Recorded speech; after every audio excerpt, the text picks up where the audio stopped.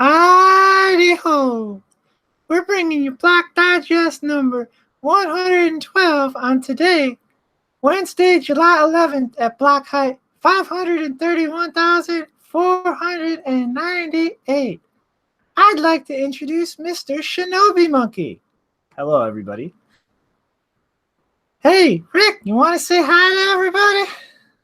Well, howdy ho, Mr. Pooh Man from South Park, Mr. Hanky. Yeah, I didn't know we were getting introduced by Mr. Hanky. What's up, Mr. Hanky? And Shinobi, what's going on, man?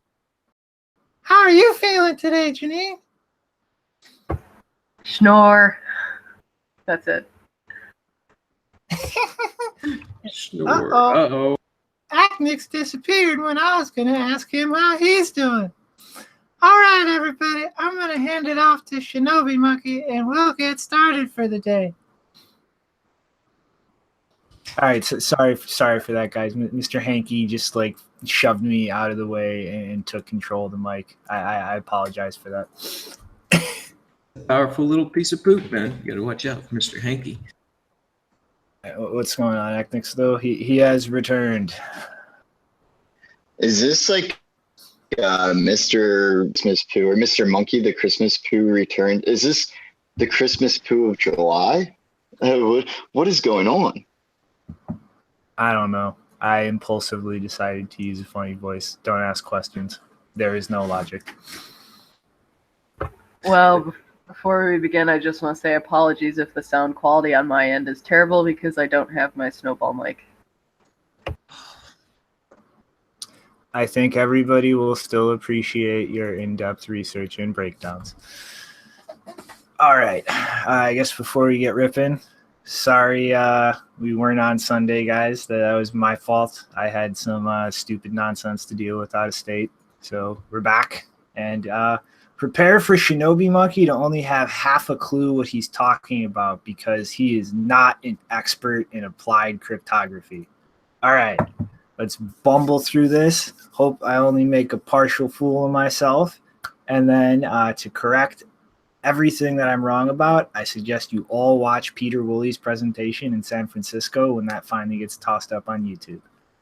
But let's go. Schnorr signatures. What are they about?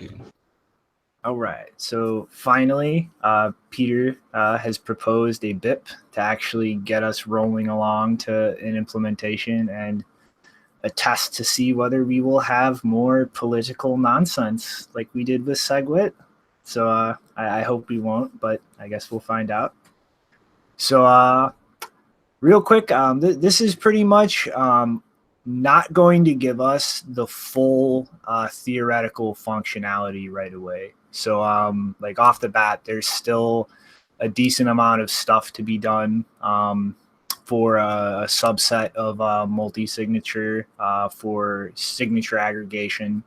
So this is pretty much just a proposal to really get us like the basic Schnorr signatures and get that rolled out. And then there's still, a decent amount of work to do to really get all of the applications or features we can build out based on this in the future.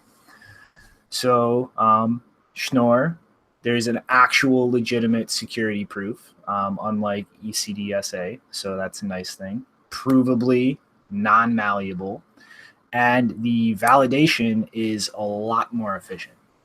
So pretty much technically speaking, we're going to be shaving off, I think, like 8 bytes on the average signature size. And with the way that they're doing signature encoding, working towards standardization, it's going to be a fixed 64 bytes. So a little bit of shaving efficiency. And unlike the DIR encoding that's being used right now, there's no variation. Like every signature using Schnorr will be exactly 64 bytes, and there won't be, those few stray bytes that kind of throw the fee estimation in a little goofy. And the one thing, like graphic-wise, yay, everybody can look at a graphic and pretend Shinobi knows what he's talking about. So the big improvement in terms of validation is being able to batch validate. And like what this is going to allow is pretty much the ability to go through a large chunk of Schnorr signatures and validate them all in a batch. And what this will allow is much faster block validation, but it's not working in a way where like if something is invalid, you will be able to like work through and figure out exactly like which signature failed validation for which transaction. Like it's just the entire batch is either verified as valid or something in the batch is invalid. But considering the fact that everything is pretty much lumped together in blocks, and if anything in there is invalid, then it invalidates the entire block and all of its contents, that it doesn't really matter. There's no need to really pick through and figure out which transaction was invalid. Like if anything is, you can throw the block away, like that block is invalid and nothing in it is considered confirmed. So technically speaking, not really, what would be the best word? Not really very narrow in the capabilities, but considering like the architecture of how the system works as a whole, it doesn't really matter. Like it does what it's supposed to do in the end and gives us a speed up in, block validation. And like the one technical issue with it really has no practical implications or downsides at all in the real world. All right. And now here we go. This is where Shinobi's going to look like a goof and a clueless fool. So pretty much here are two different ways that signatures could work as far as their actual construction. And I want to remind everybody that when we're talking about like a public key, for instance, in elliptic curve cryptography, it's actually 2 points on a graph. And so like these are two different ways that we can encode the signature. And they're going with the second one, which requires encoding a specific point related to the message in the public key into the signature. And, obviously batch validation, that's something we want. So this is what we're going to go with.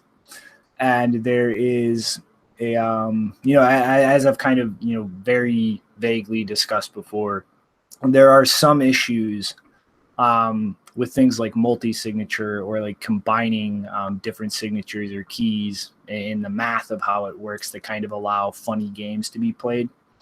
And so this key prefixing method that they're using is kind of a way to address one of those things. And then, as I just said, a public key is really like 2 points on a graph. Like if you like pick through mastering Bitcoin, you can see that there are like a number of different formats for displaying a public key.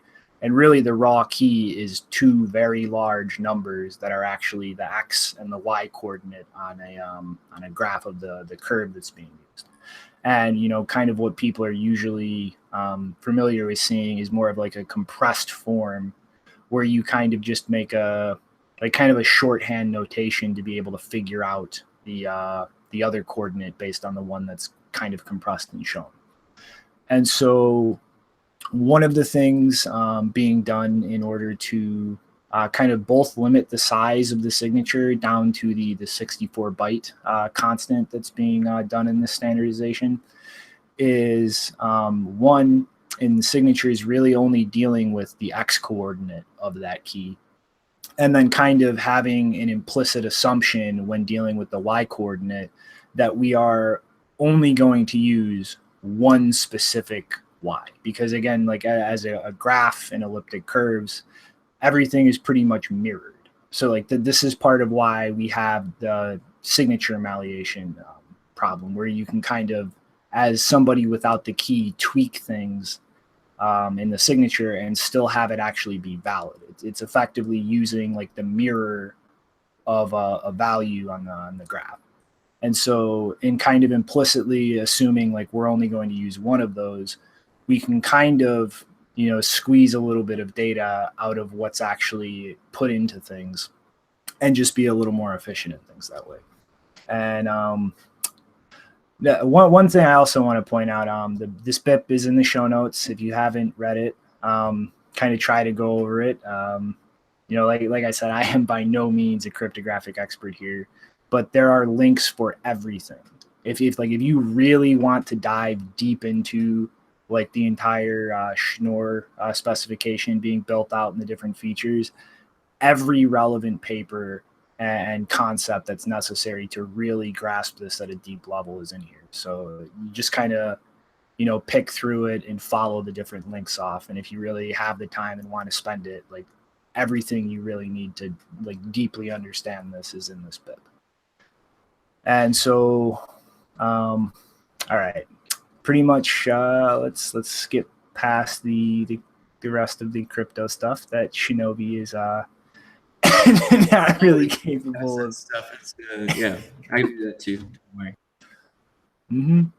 But yeah. So the one last thing I want to mention is there's a thing called Jacobian coordinates, which is pretty much just like a way to format like the actual points on a graph that are related to the public key.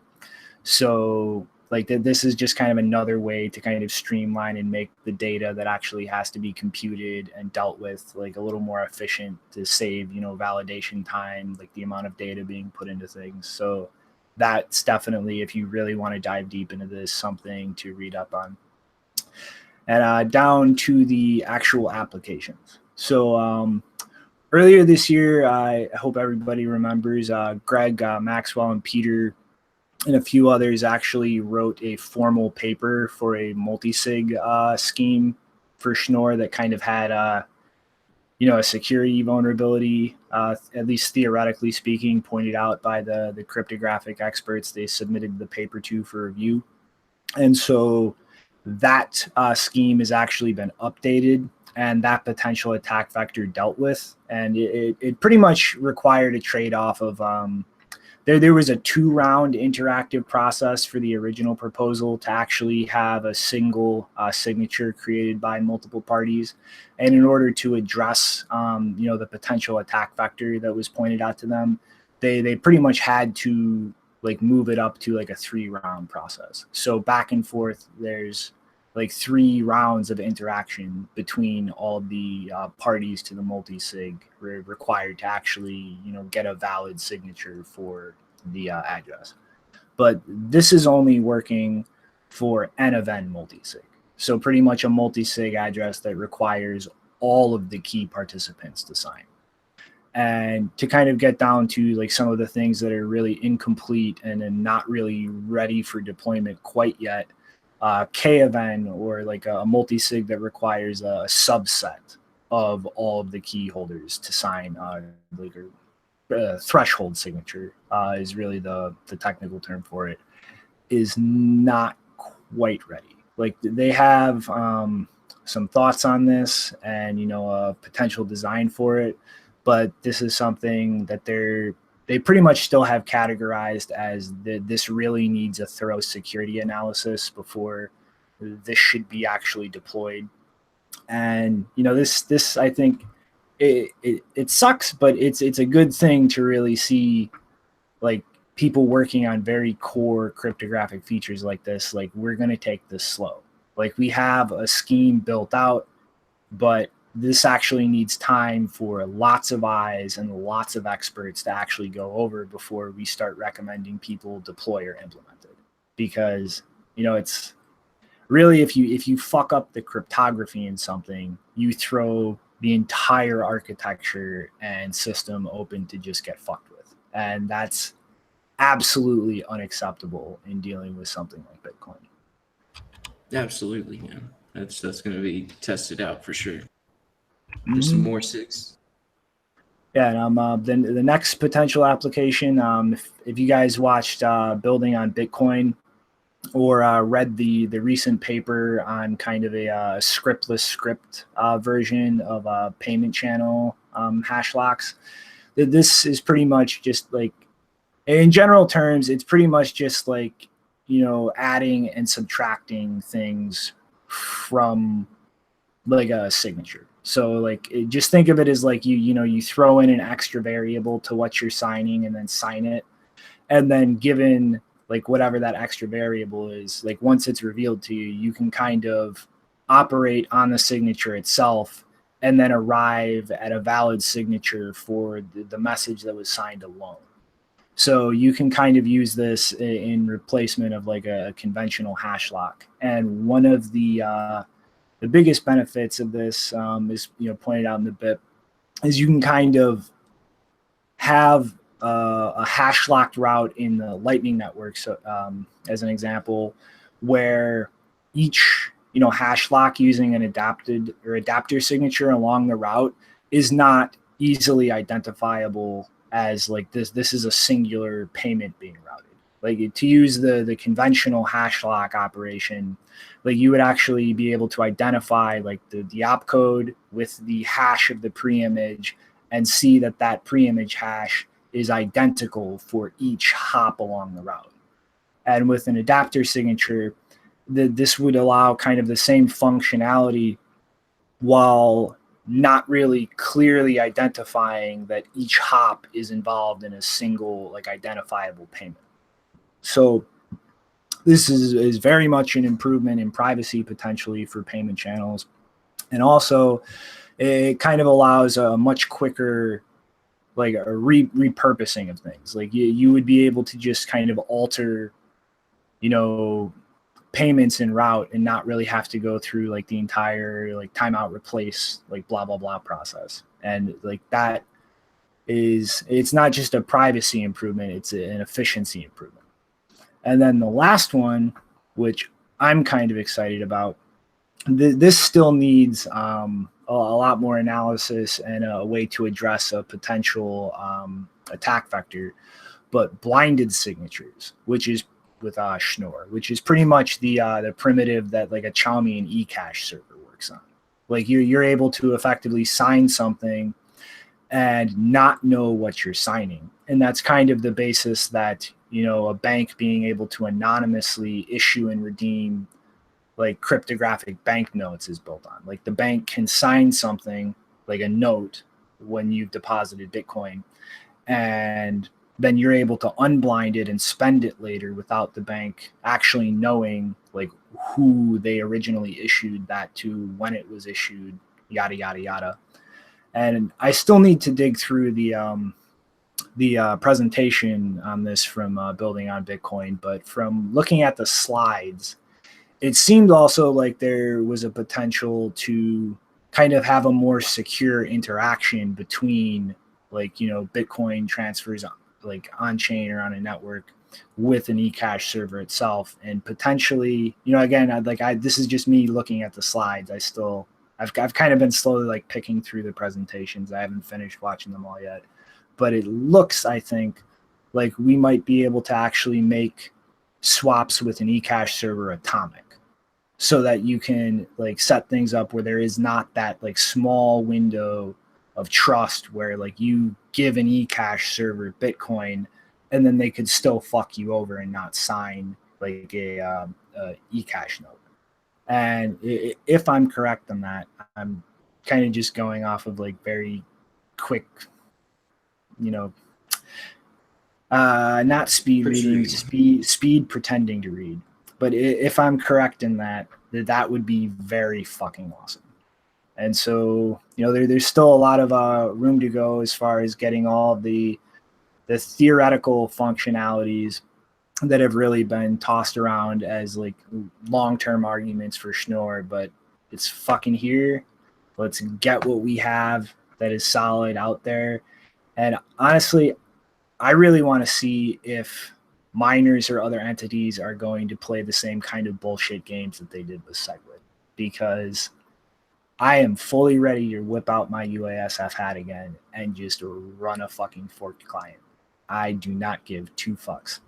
Well, it's kind of what I'm wondering. It's like, we got CT's being worked on. It's been being worked on for a long time. Also trying to increase privacy and all that. And I know that Schnorr you're talking about is like, possibly going to reduce the signature size. And I know that a lot of that CT has to do with the size of the transactions. Maybe that could help with that. And I don't know. You're right. It's like there's some.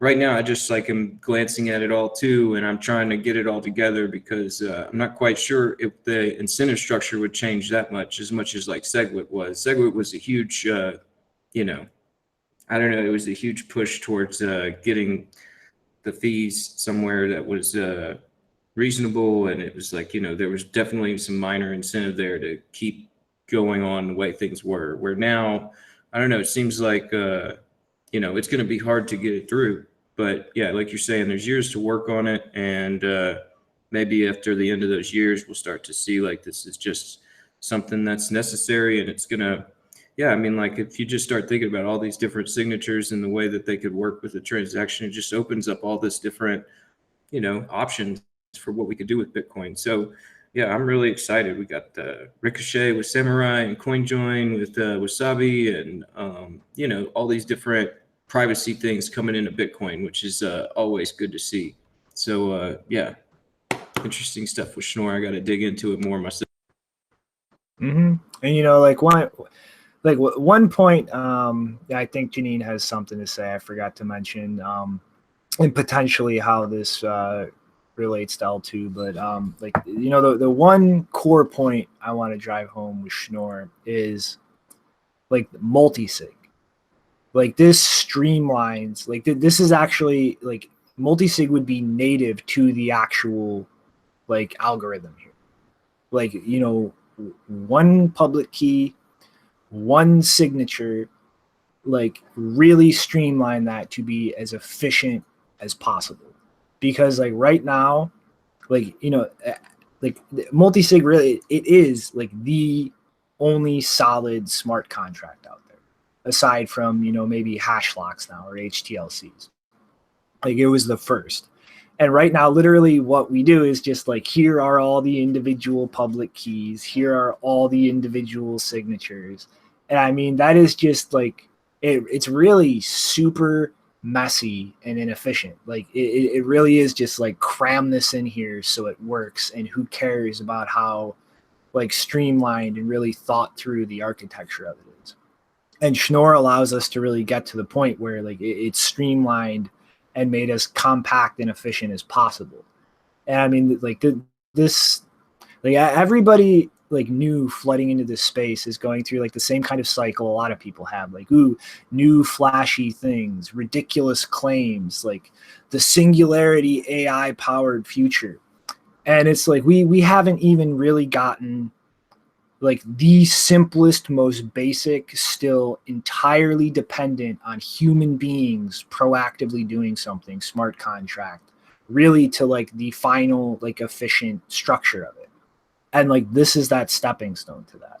Like this is about slow, steady, sustainable, solid progress, not just the most flashy promises you can make. And I mean, like, it's been like years people have been talking about this, and we're finally here with a proposal. Like, even though it is missing some of the functionality that's kind of been talked about a lot as really a big selling point in the long term, like it's here.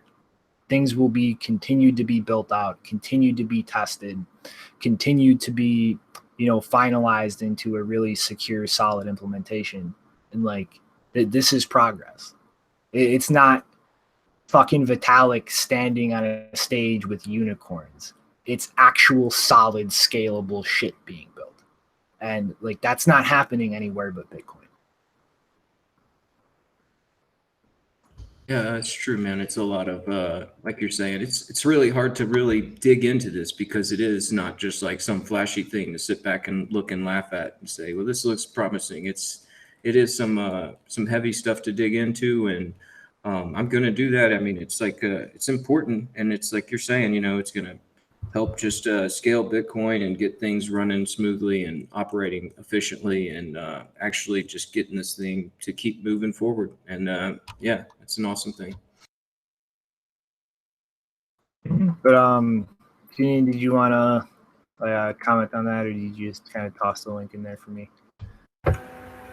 Well, I kind of wanted to say the same thing as you were saying about L2, because Blockstream obviously put out that paper in the end of April of this year, and they mentioned Schnorr signatures in the paper for L2, which is their implementation of another type of second layer network. And they mentioned Schnorr signatures and said that it allows us to make multi-signature contracts with a lot more participants than we were previously able to do. They said that the output scripts, currently it's not possible to go beyond 7 participants, but now, at least with their L2, they could go up to, I don't think they actually say how many participants specifically, 150 participants, but then with Schnorr signatures, they say it could go up to any number of participants. So if you need like a more clear example of what this helps us to do, that's like a very definitive example. And I mean, like, that really, like, two things about being able to scale up multi-sig that big really like excite the shit out of me. One, channel factories, because everybody is like talking about channel factories in the context of like being able to take an end user's channel and kind of move that around without really hitting the chain. But like what I'm most excited about with channel factories, like if you can get like enough participants with reliable uptime that don't, constantly have their node going offline or inaccessible or whatever, like it's also a huge potential solution to like liquidity issues without even getting into like having a channel factory and then a bunch of other channels on top of it. Like it would allow, like, I mean, like think about routing. Like you have to get a bunch of individual nodes with individual channels from you all the way to whoever you're paying.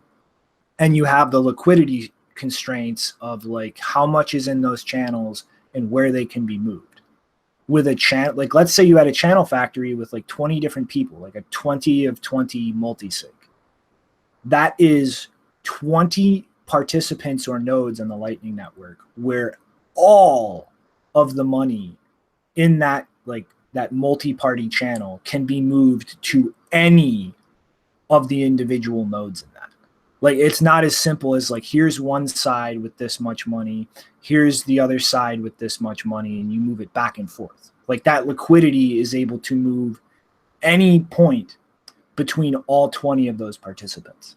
And that is a huge improvement in how liquidity can be allocated for routing. And then two, like I'm still like antsy in my pants to see somebody actually grow some balls and get a Xiaomi and eCash server running. And with the ability to really scale up multi-sig this far, like I think that offers the ability to have a lot more solid distribution of trust in terms of like who's actually controlling the funds held by the eCash server operator. Like the more participants in a multi-sig you can get, the more you can spread that around so that no like one party can kind of just like play something funny and take the money and run, which is really something that is needed to kind of have, solid eCash servers that aren't pretty much entirely based on trusting the operator.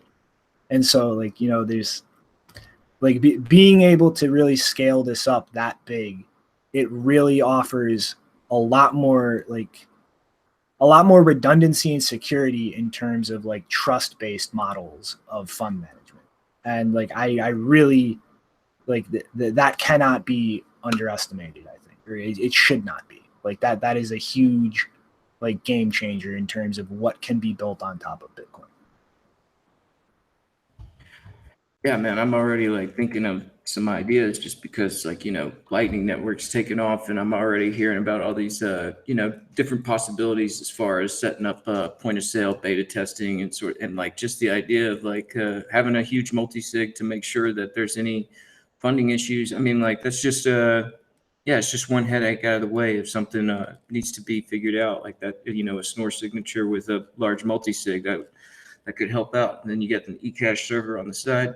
Yeah, it's interesting concept. I'm just like thinking about the cannabis industry and dispensaries and the way that they all work. They could work together and funding like a factory to make sure the liquidity is always there. It's just interesting. Yeah, there's lots of different things that we could do there. So I'm sure we'll see lots of stuff in the future where there's Schnorr and Lightning and it's gonna be Yeah, it's interesting developments, but you got to look a little bit further past like down the road. You can't really just see like yeah, there's not bright flashy lights in front of us. It's just math and crypto, but the possibilities are interesting. So it'll be cool to test. Mm-hmm. All right, so I don't know, any more comments on this before I pass it off to Janine? Good job, Peter Wooley. Actually, sorry, real quick, Addy Reddy is asking for an eCash server breakdown in the chat. Okay, really simple. Blinded signatures is a concept where you kind of take whatever you're signing, and with compatible signature algorithms, you pretty much do like a modulo operation. So that's pretty much just like a math operation that just wraps around and around and eventually gives you a remainder. And once you do that, you can kind of pass off whatever you're having signed and have somebody sign it. And then when you get the signature back, you can reverse that operation so that you have a valid signature for the actual piece of data and not like the blinded data. And eCash server, this is really the first ever like digital cash concept. Like it was proposed way back in the 80s. Is effectively you can have like a central server doing this to issue like digital cash notes that they redeem. And in order to spend it, you turn in like the unblinded valid note and signature, and then get a new one issued. So like I would give you like my pre-signed like, cash note. You would go to the server, turn that in with your own blinded new cash note and get it signed. And because of using like blinded signatures like this, the cash server has no idea like when or for who they signed the note that I gave you to redeem. So it's pretty much a very centralized, like scalable, like way to transact, but it's incredibly private as long as a lot of people are using it, because the server has no way to know who's like paying who. All right, that's my TLDR. Sorry, Jeannie. Yeah, the only comment I had about this was some people were saying, because like this proposal was added as a BIP, I think on July 6th, so almost a week ago now, and sorry. Someone was commenting, this guy named Kyle was saying that, why should we be excited about this? Schnorr signatures are 20-something years old. And Adam back responded by saying that the reason it hasn't really been researched or added to Bitcoin especially is because even though it's 20 years old and it looks like mature crypto, it was under a patent, and so it wasn't really able to be subject to cryptographic research. And so the idea that you would add something that hasn't been subject to at least 10 years of research, the patent expired in 2008, wouldn't make sense. So that's why it was only really added until now, because it was still being tested. So that's why. Very good reasoning why not to implement it on something with so much value. I mean, it's like crypto is hard, and like, with very few exceptions, like there is no such thing as like absolute proof always forever and ever. Pretty assumptions ultimately come down to like, this is implemented. This is based on a mathematical assumption. And after they've been out there in the world used for long enough, it's just assumed like, okay, this is secure. This hasn't been broken. But like there is, like with the kind of cryptography involved in Bitcoin, like there is no absolute guarantee that this will forever be secure. It's pretty much based on assumptions about how math. I think you just look at like some of the coverage we've done on IOTA. Like you do not just do new crypto from scratch and assume that's going to work. That's one of the most retarded things you can do. All right. Ready to take the reins, Janine? Yes, I am ready to give 1 point to the cryptography team because, yeah, Matt Blaze, who you may know as the guy who from the Clipper chip fame, he has sold his very valuable domain crypto.com to Monaco, an altcoin. Yes. Now, why is this relevant? Why is someone selling a domain name to a shitcoin making news in Verge? Well, the main reason is because people have been asking him for this domain for him to sell it to them for years now because of all this cryptocurrency stuff. And he really does not, or at least until, as of a few weeks ago or so, he did not appreciate all of the attention he was getting because all these people wanted to buy his crypto domain. So there are several examples, which I've archived, of tweets where he has said he will not sell his domain, and we are just all crazy people for wanting his domain. I don't know if they're in order. You might have to go a few down. Shinobi. Yeah, there we go. Oops. Oh, just got an angry. Yeah, go to the next one actually. So this is from last year, June, so almost exactly a year ago by a month. Just got an angry email from someone who wants to buy my domain. It's not for sale, by the way, insisting I must sell it because capitalism. So I guess we can say, point for capitalism, although the thing that happens apparently in capitalism is that when capitalism wins, you get money. Funny how that works.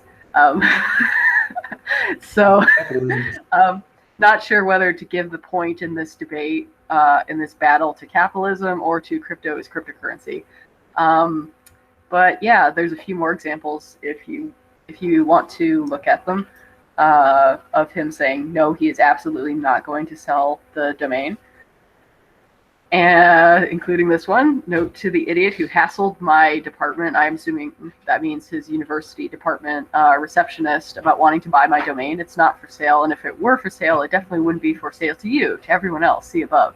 So he basically, for a few years, he's been pushing really hard that he is not going to sell his domain, which is hilarious because according to the Verge estimate, he made at least $5 million from the sale, if not a more reasonable estimate of $10 million.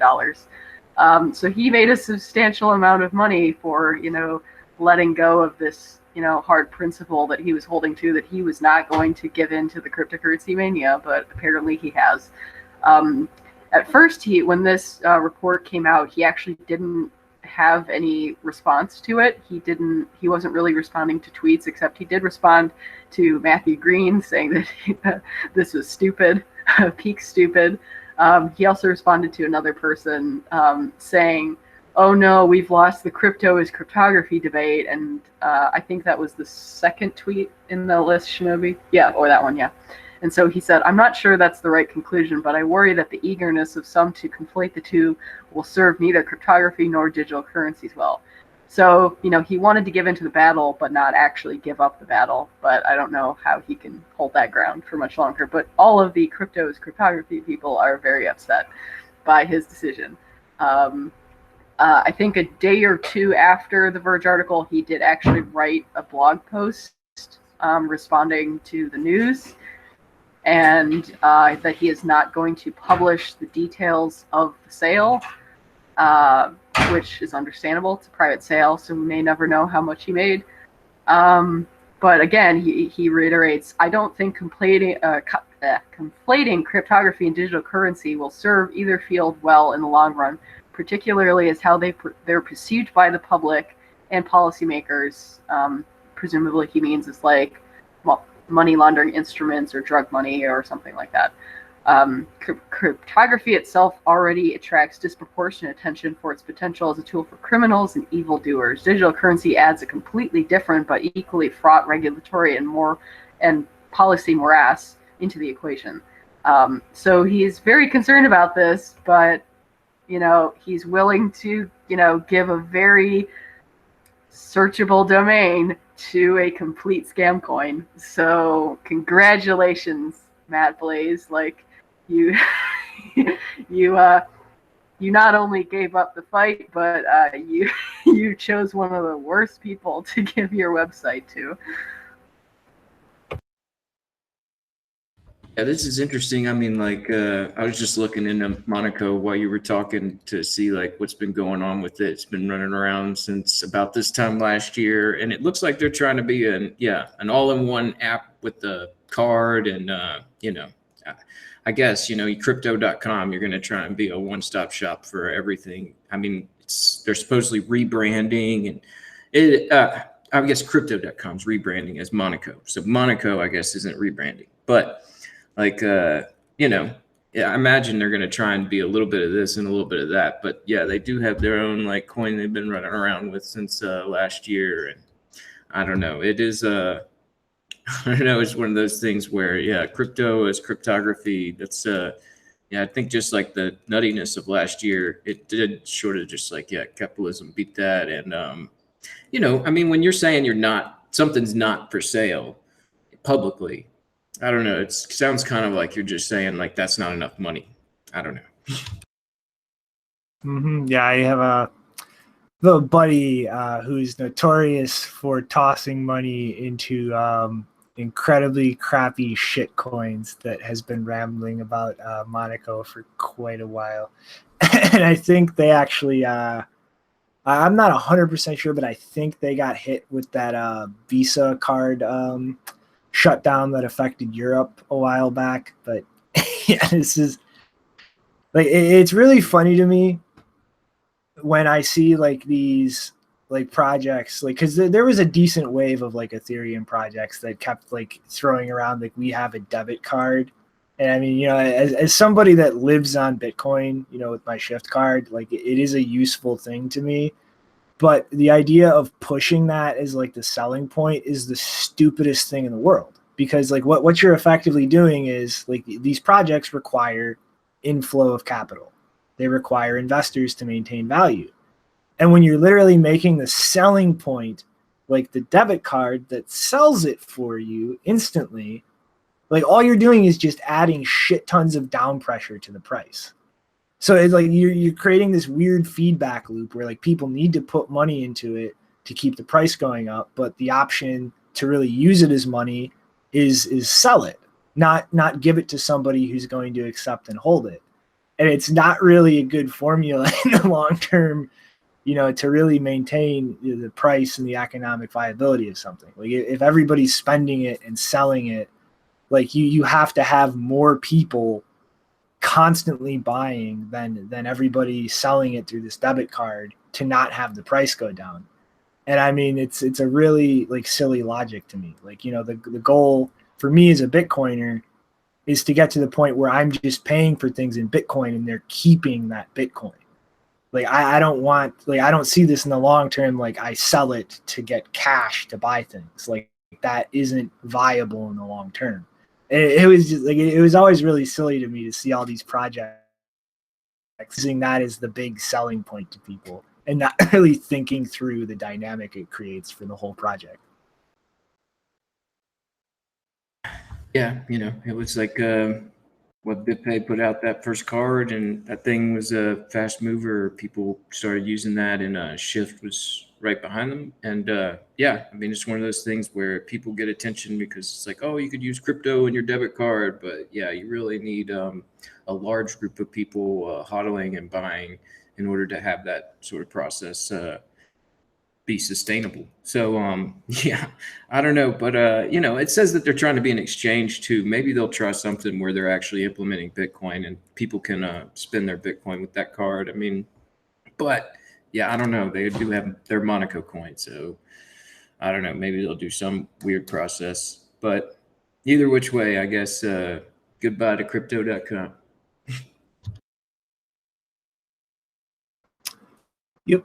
I guess we'll see how the fallout from that goes, and we'll see if Blaze is right and how he feels in the long term about assisting that conflation and the potential damage that he thinks it could cause. All right. I want to take us earlier. Let me close out some of these windows real quick. But you ready to take us into the next one, Rick? Yeah, looks like we had some stuff popping up on Twitter recently about some trouble going on in Iran with some exchanges, and it looks like the real reason we're hearing about this is because some users of Bitrex haven't gotten their funds out of Bitrex, and it's a problem to where they're being pretty vocal on Twitter. Uh-oh. Shit. Oh shit! Sorry. It's back. All right. Yeah. Sorry, guys. I got this back button easily placed. I need to just take my hand off the mouse. So, So this guy right here from Iran can't get his funds out of Bitrex, and he's pretty vocal about it and trying to get that out of there. And that's something where I just started looking into it, and you start seeing like they're also talking about how they don't have access to Polo, but Polo did get their funds out. And they're still not getting their funds. And I just checked, and it looks like the only tweet I've seen from Richie since this discussion has been another listing. So it's it's upsetting. Hopefully Bitrex will help them with that, because it looks like there's something bigger at play here with this. Them not having access to exchanges. It looks like that these whole sanctions are popping back up again against Iran. And, that's got something to do with their access to international settlements and selling oil and gas to other countries. And it's causing a big problem with their ability to handle these cryptocurrencies too. So Trump back in 2016, was saying that the Iran nuclear deal was a terrible deal. And so a couple of months ago, the Department of Treasury announced its intention for these sanctions to be reinstated around August and November of this year. So, it's going to be harder to, that's why I guess all these, the censorship is happening. It's starting to wind down. So CoinDesk reports they have had Iranians telling them they can't access Binance and local Bitcoins and blockchain. I guess that's blockchain.info. I'm not sure, but that's even with a VPN. And another source told CoinDesk that that the Iranian government's using a process called deep packet inspection, where they're trying to get past this VPNs to restrict these platforms. And it says that in Iran right now, there's many people using Bitcoin as a hedge, just like in Venezuela and these other countries. It's easier than getting the US dollar, and so a lot of people have turned to that. And it's one of those things where it's caused a little bit of trouble. I mean, back in May, whenever this announcement about these sanctions coming back up against Iran, we saw their Parliament Economic Committee head Mohammad Reza say that crypto trading was hurting the Iranian economy, citing $2.5 billion leaving the country through Bitcoin. And back in December, we saw the Central Bank of Iran say a statement that they were planning to bar banks from Bitcoin markets because, quote, virtual currencies have the option to be used for money laundering, support terrorism, and exchange sums between wrongdoers. And so we've been hearing about these rumblings, about like possibly Bitcoin and crypto, not being as easily accessible there in Iran. But at the same time, in February of this year, we saw that President Rouhani was saying that they were planning on making a separate financial system in order to get around, sanctions. And we've heard them discussing this with Russia and possibly creating their own crypto, similar to the way that Venezuela is doing things. But, we've seen now that Trump put basically a ban on investing in that particular instrument because, that would be financing terrorism and a competing political power. But even though all this is going on, they can't restrict that peer-to-peer layer. And so, people are still going peer-to-peer. And, I don't think that this is going to have much effect for, the people that are using Bitcoin and maybe the development of their own currency there in the country, because like while we've been seeing a lot of this, restriction and censorship, we really still haven't seen a statement from the Iranian government about any of this other than the stuff I just mentioned before. And, I mean, like, let me see that statement that President Rouhani, he doesn't want Iranians to transfer foreign currency, especially dollars, outside the country. If diplomacy falters, it would mean there are more restrictions, and definitely cryptocurrency would be impacted as well. That statement was made from a DC think tank director, Ahmed Khalid. And, I don't know, it seems like a lot of the restriction access is coming from like the server side also, as far as exchanges. They want to follow the law, like Binance. They're trying to follow regulations, and they see that sanctions are, about to be implemented on Iran again. So they're winding down all this stuff. And it feels like maybe in Iran and Russia, there really is like a need for censorship resistance around the U.S. government, where, like Venezuela too. So I think we'll still start to see these developments, coming up in the future, even though this things going on. I mean, we've seen these go on with China and India recently, and Venezuela. And it's just it's one of these stories where it's like these, like, as much as we're building up Bitcoin with Schnorr signatures and stuff, and like we got all that testing to do, where Bitcoin is, we can have access to it pretty easily. It's like these things that are going on, I think, is just as important as really testing the censorship resistance and keeping that peer-to-peer layer solid and the network strong and robust on that. So, this is, I don't know, this is one of those stories where when I started looking into it, I just started reading more and more. I don't know, it's one of those things where it's like May 8th, that's when the announcement happened as far as like the possibility or that these sanctions were coming back up. And then May 9th, that's whenever all of a sudden people from Iran were saying like that Iran Economic Committee was saying that $2.5 billion was exiting the country through Bitcoin. And, I just feel like maybe this is just more coming in from the U.S. and West side than the Iranian side. They're basically just trying to cut them off from crypto as much as possible. Where, in China, it's like they didn't really want them in there. And with India, it's kind of they're not sure about how it's going to relate to their current economics. And so this is an interesting one where it's like I feel like the pressure is coming from outside the country to shut them off and to see how they're going to route around. It'll be interesting developments in the future. So I'm going to keep up with that, just like I'm watching the India and the Venezuela stories with, good interest, because this is all like, geopolitics and how Bitcoin and crypto is affecting that, and how can in the future can we see these, these separate financial systems affecting that. So interesting story out of the Mideast there. Mm-hmm.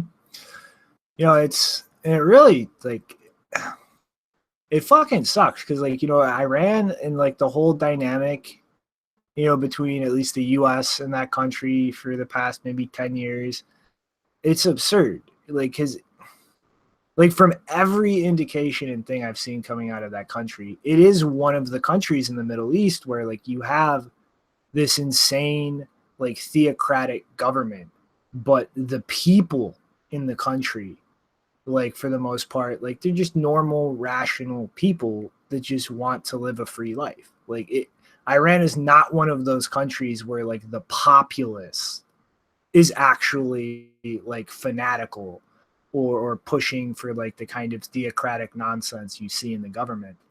And it seems to me like all the actions that we've taken really to deal with Iran, it's not really addressing that dynamic or taking advantage of it. Like, it's just lumping the whole country as a whole in with the government, when it's like, just like Google like Iran and protests. I mean, for like years, like there's been like mass like protests and uprisings. Like, you can clearly see that a huge segment of that population is just not okay with the kind of Islamic fundamentalism pushed by the government, and not okay with how the government is operating things. And instead of like trying to deal with the country in a way to empower those people and give them like a chance or the tools to really deal with the government. It's just like, let's clamp down the hammer, which is really just, it's going to hurt the people, not the government. And it's really fucked up. Because like, you know, there are countries in that region where it's like the population, like to a huge degree, is in support of that kind of insanity. But Iran is not one of those places. And like this kind of shit, it's not going to hurt the government that our government is dealing with. It's just going to hurt the people at the end of the day. It's just like, it's a retarded way to like enact foreign policy to just deal with the problems in that country. It does feel kind of like a knee-jerk reaction as far as just like, let's, we're gonna implement sanctions across the board, and because it definitely feels like there's a possibility there of where you can actually help the people kind of rise up against that government, just because you empower them with Bitcoin and crypto. It's like I'm saying with the stories though, when you're reading the stories itself, it just feels kind of like I don't know, it feels like that network is still there, and like it's not I don't know, it's one of these things where it's like Iran sanctions and the Iranian and the war in Syria is like a proxy war between Iran and Saudi Arabia, which has to do with like our military being funded by Saudi Arabia, all about a pipeline.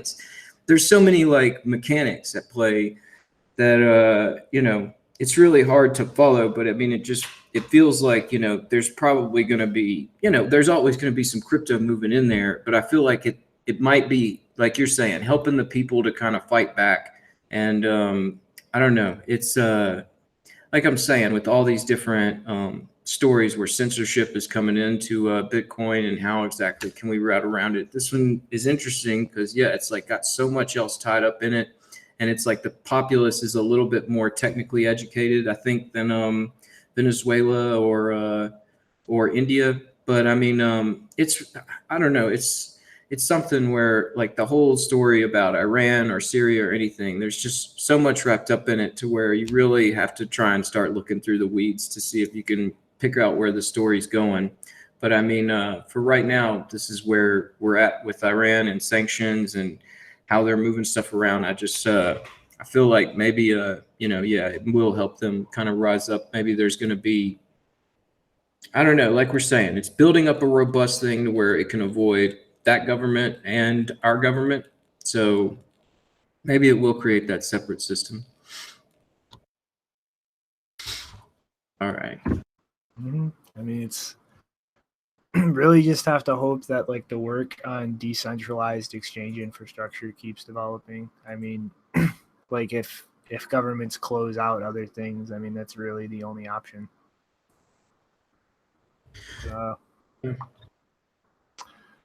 Let's segue into a place where the government is being a lot less insane.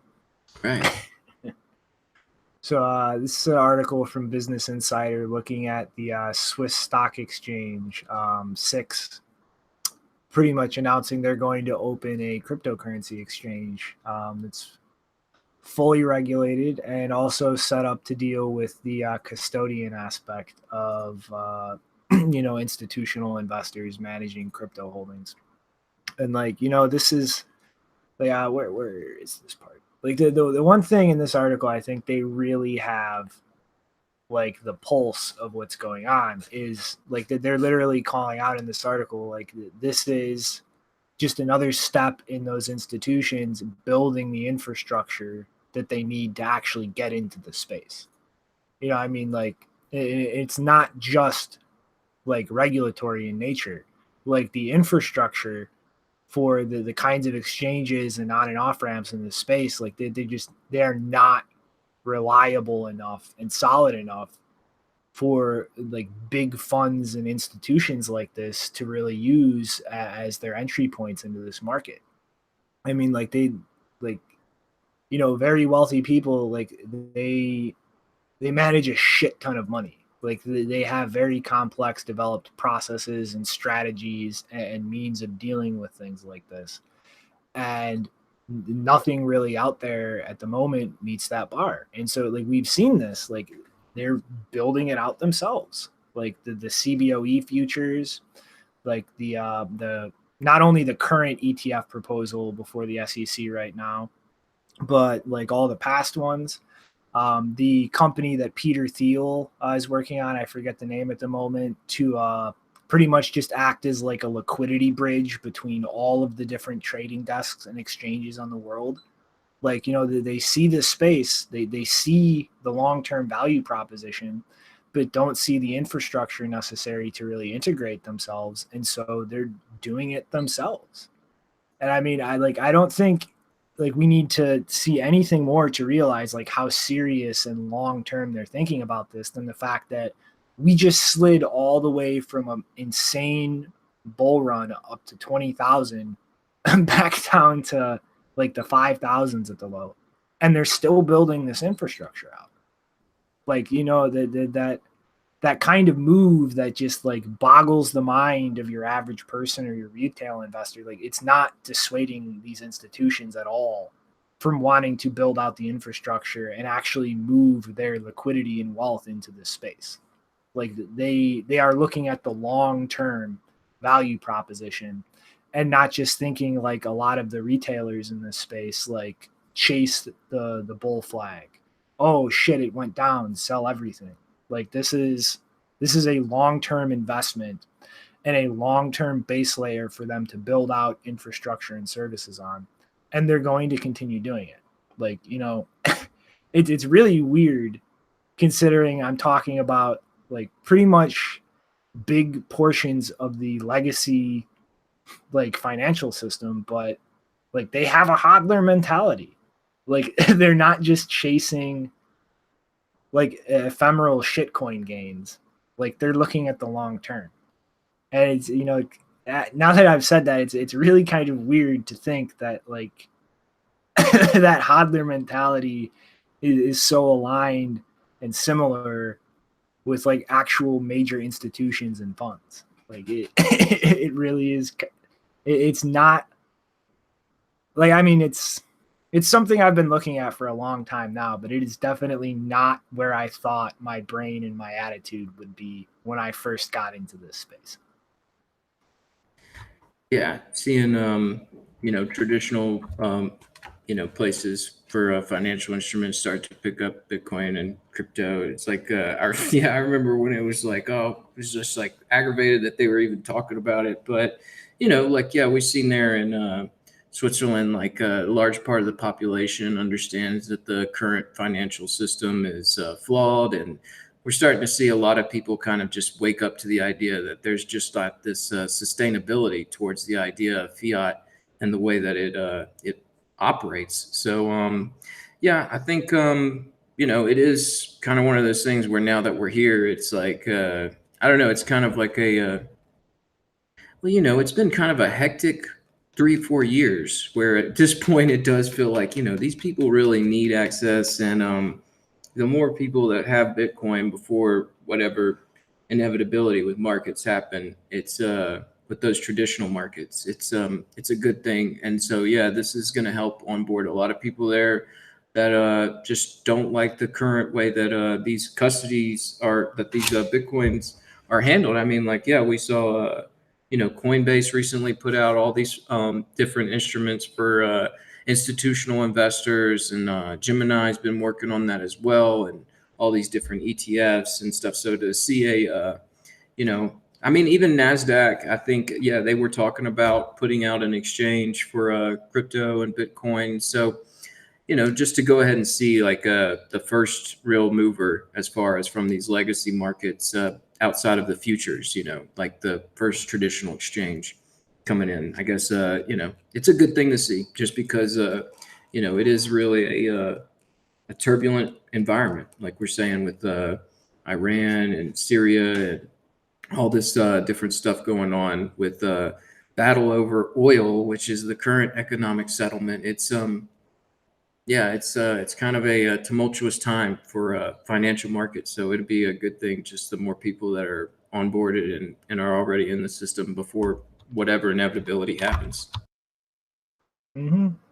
Now that you mentioned oil, like that's another like indicator or sign that I've kind of had my eyes peeled for a while now. Like I'm waiting to see an oil product or contract settled in Bitcoin.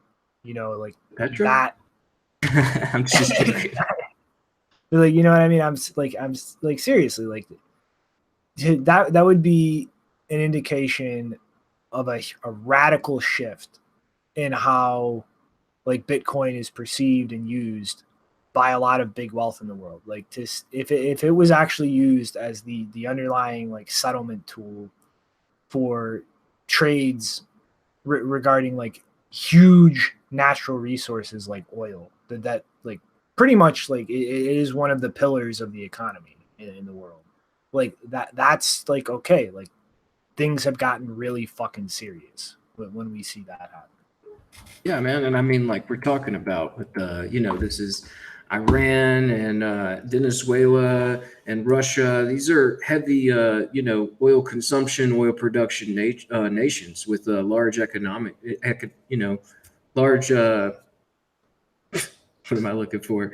Large, large populations with lots of funds to move around. It's a large market. So, I mean, like, it would certainly, like we're saying, these guys are looking for ways to skirt around U.S. sanctions and all that. I mean, and we know that Venezuela is trying to put together that petro.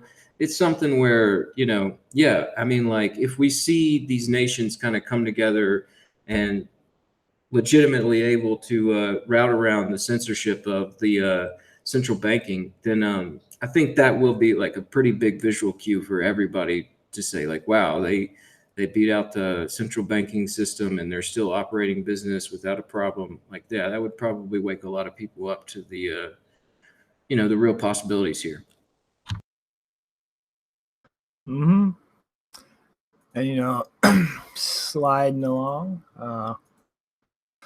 this is something that's, I don't know, it doesn't really shock me, but at the same time, this is not the best development. Bits of Gold, a big Israeli Bitcoin exchange, just entered into an agreement with the Israeli tax authorities to start sharing customer information with them. And the one thing I want to point out that's kind of things don't really add up here to me is financial brokerages are required by law to pass information, regarding large or suspicious transactions to the Israeli Money Laundering and Terror Financing Prohibition Authority. And, it's rolling my eyes, but, I get that. But kind of the reason and the logic for the tax authority approaching Bits of Gold was to look for money laundering and things like terrorist financing. And that just seems like that doesn't add up in my head when they have a specific, institution set up to deal with exactly that thing that already has legal mandates to share that kind of information with them so that they can investigate. And yet you have the tax authorities using that as an excuse when there's already an institution handling with legal access to that data to deal with those kinds of issues, to get information out of Bits of Gold. And so like the deal that they've made is effectively to hand over information regarding any client dealing with transactions of over $50,000 in the last 12 months. But the one thing I want to point out is Bits of Gold had already kind of been, audited by the tax authority. And this was done not to look at the company itself, but to look at large scale clients. And so like to me, this like there are a lot of parallels here with what the IRS did with Coinbase, where they pretty much, approached them and demanded years of backlog records on all their customers. And it pretty much got to the point where anything over transactions over $20,000, the records were handed over to the IRS by Coinbase. And I mean, like, this is them, like governments, in my opinion, simply trying to build up databases of people who actually get their hands on massive amounts of Bitcoin.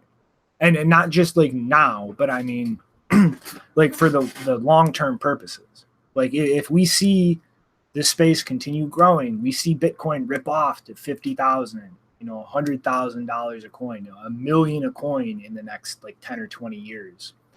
Like people who've acquired large amounts now and actually hold them through that time period are going to be like, it's like, it literally will be like a new class of the 1%.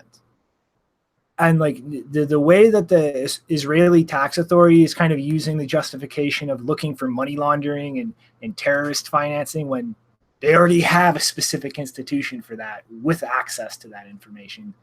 Like it's like an outright lie. Like they're completely bullshitting simply to try to start building those lists now of people with large amounts of Bitcoin. And like this is a very clearly targeted, like systematic analysis of people that they perceive might be an economic threat in the long term. Like people who will be able to, like people who will be like the sovereign individual, the person who can act like a transnational corporation and shop around for jurisdictions, move their money with no recourse on the government's part to kind of tax or seize or prevent that. And like, that's something like, it's, I don't think anybody on the show right now fits in that category. But I mean, that's something that seriously needs to be thought through by people who put massive amounts of money into crypto now. Because like in the long term, you are making yourself a target for governments. And I think it's very clear just looking at the kinds of activities that, countries like Israel, like the US, and their tax authorities are taking. Like this is undeniable in my mind. Like I know people might dismiss it as like kind of tinfoily or conspiracy minded, but I mean, this is like, just if you look at the actual long-term case for Bitcoin itself, you actually look at the long-term like kind of strategy that can be extrapolated from individual actions like this. I mean, this is undeniably clear in my mind what is going on here. And this is something that high net worth individuals should not just discount as tinfoil Alex Jones nonsense. Like this is a very serious threat or issue for them to deal with in the future. Yeah, and just besides exchanges, I think wallets, especially hardware wallets, have to start thinking more about this as well, because most wallets, their threat model only assumes that someone would want to hack them, hack their infrastructure, hack individual people's wallets. Sorry if the audio is really bad. Do I need to like speak up more, or just it sounds kind of crackly? How bad is it? I can hear you, but okay. I think it might. I don't know what to do. Is it better now? A little bit, yeah.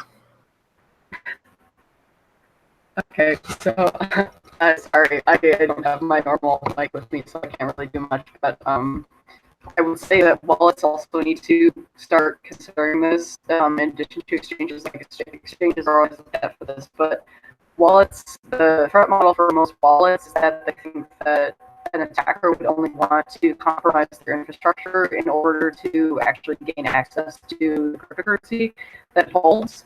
But they also need to understand that some actors, like governments, will also want to hack the infrastructure just to get information on who is using the wallet, how much Bitcoin they have, where did that Bitcoin come from, where is it going, that kind of thing. They're going to hack it for information. So if wallets are not designing for that kind of threat, if they're only designing for compromise of the keys, like the keys just getting stolen, then they're not really protecting their users. And I'm going to say this as well to hardware wallet companies as well, because hardware wallets tend to design for people who are holding larger amounts, because really if you have very little cryptocurrency, then a hardware wallet is justified. So the hardware wallets are designing for secure storage of these larger amounts of Bitcoin and other cryptocurrencies. So if they're not taking into account when they're building their wallets on top of the hardware that the information that they're sharing with third parties is also very sensitive, then they are doing everyone a disservice, because the more if it's not just their users getting de-anonymized that's a problem. Everyone who gets de-anonymized affects the anonymity of everyone else, because anonymity is something you do in a crowd, it's not something you do alone. So yeah, I just want to say that in general, because I think wallets, besides Samurai and Wasabi, most wallets are not designing for that yet, and they really need to. And it's going to be a big problem if governments start targeting them more specifically harder in the future, and they can easily get this kind of information because the wallets were not designed with that in mind.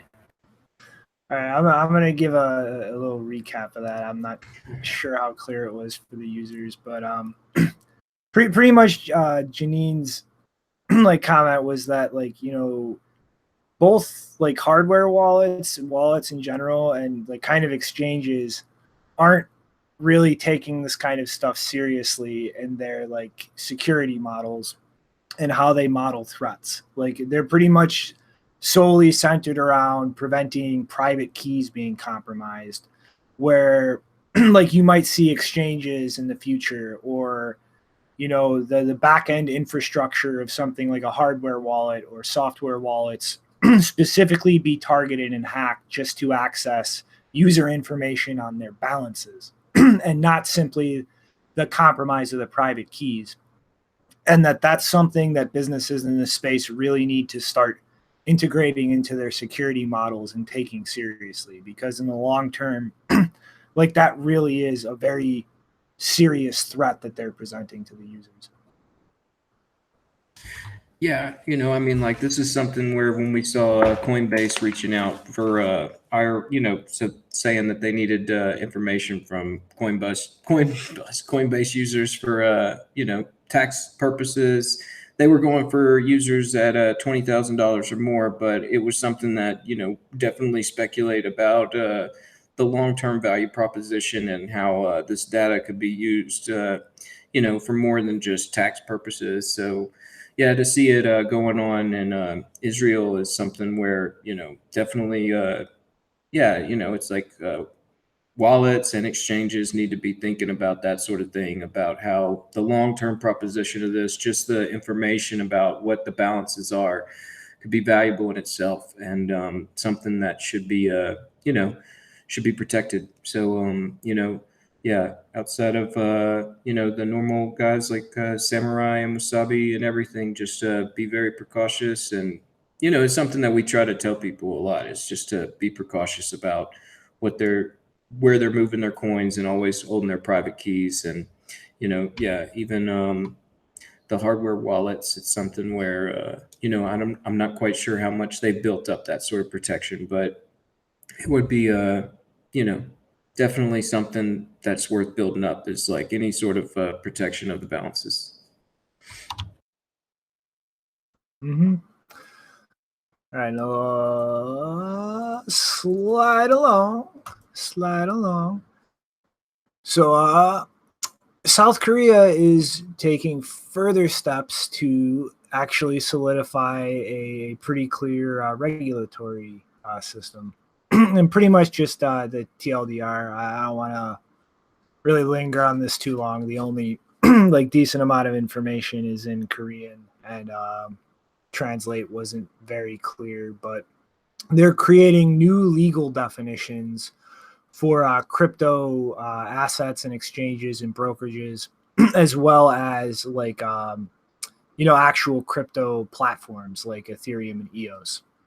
And I think pretty much the gist of what they're doing here is just establishing different classifications for different things in this space to kind of approach each category in a unique, tailored way as far as regulations, so that they don't have kind of universal ways to handle things that might be appropriate for one class of businesses or things, but very inappropriate for the other. And so I'm not really a fan of specifically crafting entirely new regulations rather than trying to fit things into the existing framework. But I guess it is a good thing. It could be worse to actually try to recognize the distinct properties of individual things and not just kind of broad strokes throw regulations across everything where they might not fit or they might impede specific things. So, I mean, it's, I wish they would have tried to just fit things into existing regulations, but they could be doing stupider things. Yeah, I'm not sure on that either. It's just, they're in South Korea not too long ago with the whole price rise. There was a lot of discussion about any ICO whatsoever, immediately gets listed and people invest in it. And there was a lot of speculators losing some money there. So, I mean, they might be taking like kind of a, more of a trying to change things up approach because they just see it's like a bigger problem over there for them. I'm not sure. But I imagine we'll start seeing more and more like this where the actual guidelines are going to be starting to hand down from the actual governments. Like that's where, we see a lot of people just kind of in a state of confusion in India right now because they're in this interim where the government said that you can't do this, but we're going to hear your case on the 20th. So right now, between the 5th and the 20th, they've just been stuck in this limbo where they don't know what they're doing. So, however they're going to do it, just to get the guidelines out there as far as what they want to see, it'd be, good to go ahead and get all those out. Mm-hmm. And then, it wouldn't be a proper digest episode if we didn't find something to bitch about regarding Coinbase. Oh, Coinbase, man, they're back. So, just quick. This is their initial announcement about Coinbase custody opening for business. And I want to point out here their partnership with electronic transaction clearing, an SEC registered broker dealer that they're kind of using for back-end services and expertise, as they put. Well, here's something from March. The SEC pretty much caught them red-handed, pretty much taking customer deposits and using them to pay interest on outstanding contracts that they themselves had. So ETC, the company that Coinbase has partnered with for their Coinbase custody platform, was literally just taking users' funds and using it to pay off their own expenses. Coinbase, you have really chosen a class act partner that will instill confidence in institutional investors everywhere as far as using your Coinbase custody product. Let's give them a round of applause, guys. Get a thumb snap. Woo. Yeah. I mean, it's like Armstrong, you sure know how to pick them. Well, this is like just what we're talking about with the SIX in Switzerland, right? It's like, as institutional as Coinbase is, like as far as like getting cozy with regulators and the government around the U.S., it's still just a real bad shit show.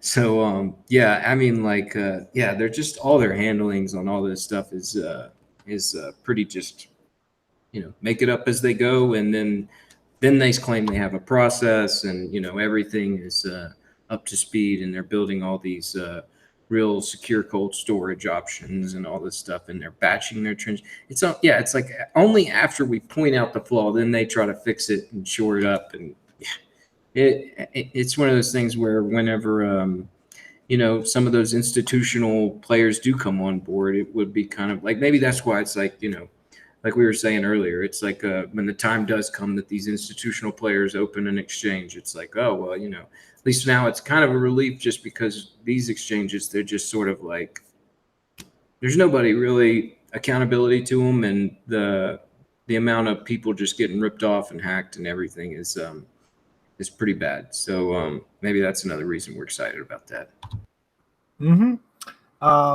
Let's see. And like the fuck thing is like they used $8 million of customer funds to pay off margin requirements for positions they had open. and used $17 million of customer funds as collateral for something. You know how much they got fined? $80,000. Oh, and yeah, it's I don't know. It's one of those things where when I got into Bitcoin and looking into finance and stuff, it's just like, the financial crimes, yeah, you just make a payment and you just keep moving. But yeah, it's I'm gonna be eyes peeled for Coinbase to fuck up their custody platform somehow. It'll probably happen too. Technical Google difficulties Hangouts. today.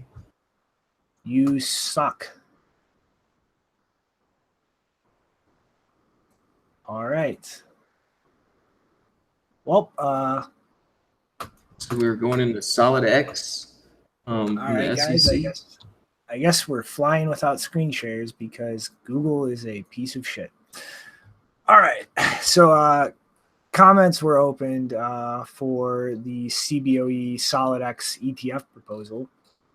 And pretty much just some, I'm assuming that this is not in this article, like all of the comments. I'm sure there's a decent amount of negative comments as well.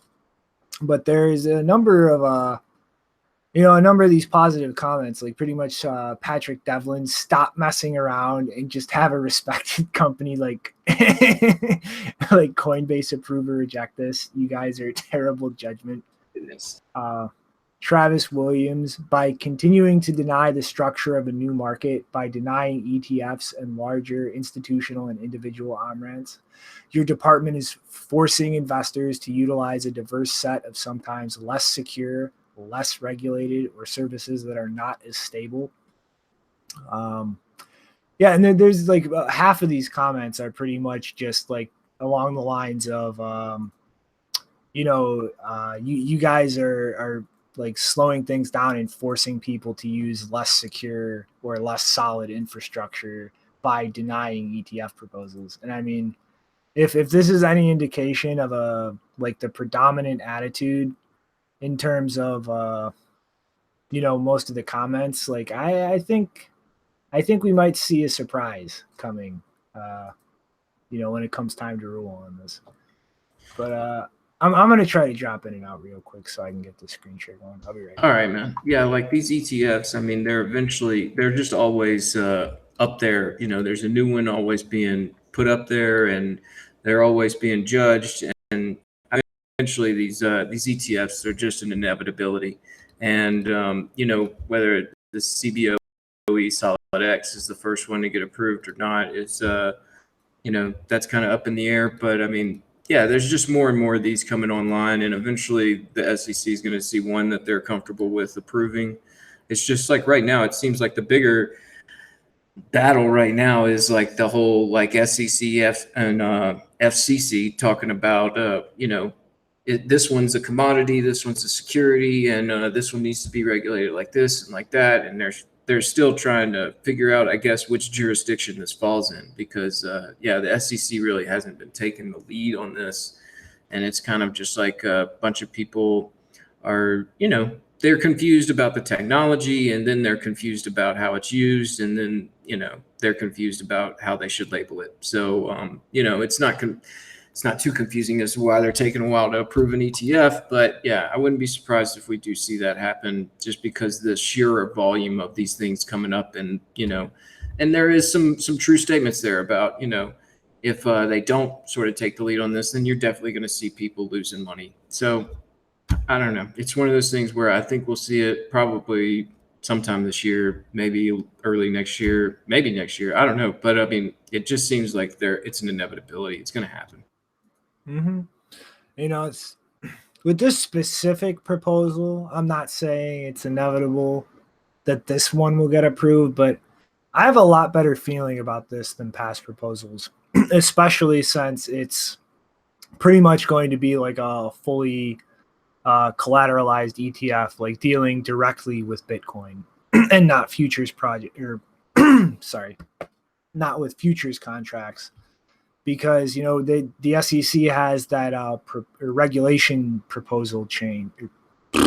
regulation change proposal open for comment right now that, if approved, would pretty much like make it possible for an ETF to just like, just open, as far as like ETFs that deal directly with the asset and don't expose themselves to futures contracts and other derivative risks. And seeing as like this SolidX proposal is structured along those lines, and they're literally like debating regulation right now that would allow something like this to just start operations without requiring explicit approval from the SEC. I think that this one has a lot better chance at approval than any of the prior ones. I mean, like they're literally considering like things like this just being able to just start without any like application process. And so I would be very shocked with that, regulation change open for discussion, that this specific proposal was denied. Yeah, because they want to see how they're storing it, where they're drawing all this information from, and make sure it's various sources. Lots of stuff they want to check and make sure. Mm-hmm. And So then, I think you got your screen share back working again, I think. Mm-hmm. But I want to just try and hop through this next one real quick, because I think the last three topics are kind of a little more juicy, so to say. All right. But as far as current operations in this space, gearing up to kind of cater to and integrate with big financial institutions, I might put a little bit of money on Gemini kind of sucker punching Coinbase out of nowhere if Coinbase continues their historical track record of complete incompetence, fucking things up left and right. And I think if, given enough time with Coinbase actually dipping their toes into these institutional products and just seeing how the customers of those start to view Coinbase and their reputation, if that turns out any way that most people have started viewing Coinbase on the retail side, I think that there's a good chance they might just shoot themselves in the foot over the long run, and big institutional customers might start looking for alternatives. And if Gemini can really kind of build this out in the background as one of the smaller exchanges in the space in the United States right now, I think that it's a good position to kind of try and just swoop past Coinbase and pick up the benefits of Coinbase's mistakes if they continue along the route that they've been. I mean, Gemini just seems like they're doing things a little bit more clean, clean cut, as far as like not trying to design it the wrong way. And also Bitflyer, another one where you don't really hear that much about all the troubles going on over there and trying to do things right. So I don't know. I think Coinbase has been shooting themselves in the foot so many times. I'm surprised they're still standing. But there's only so many people to go to in the space, and like you're saying with the shift card, there is like that functionality there.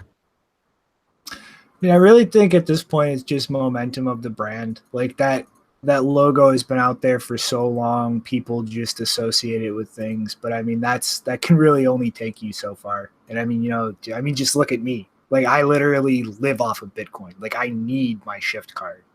And the second that Square Cash enables deposits of cryptocurrency, I'm cutting it up and I'm gone. Like I'm literally just waiting for it. Yeah, man, I've been enjoying buying some Bitcoin through the Cash App and sort of steering clear of Coinbase. But yeah, it is kind of like towards the end of the month or when things start to get tight, it is a good thing to have that shift card there just for, if things do get tight. Mm-hmm. All right. So is everybody ready for their lecture on safety? Let's hear it. Safety. Do not publicly advertise your involvement in the cryptocurrency space. Do not brag about your crypto holdings. Unless you're prepared to deal with the consequences. Yeah, if you got you better be tweeting out some gun photos. So this 4 days ago, I'm sure a decent amount of you have seen this already.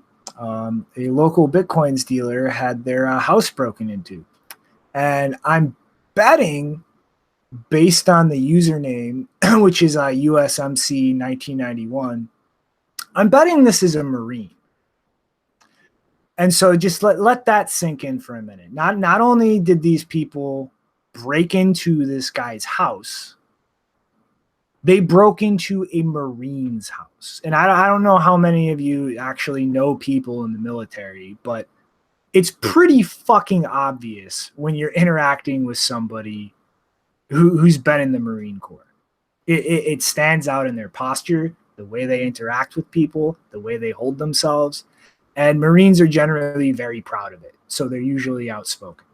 So yeah, this was not just any random asshole's house who was broken into. It was somebody who is literally a trained killer whose house was broken into. Jeez.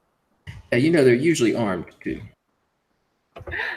I like the part where it says that they left, they picked up a bunch of grass from the kid who mowed his lawn, and then they left it in a pile, and they stuck a spoon and wrenches in the dirt, and they ripped out the internet and TV cables, and they also left behind drops of blood where they cut themselves on the glass inside my house. Mm-hmm.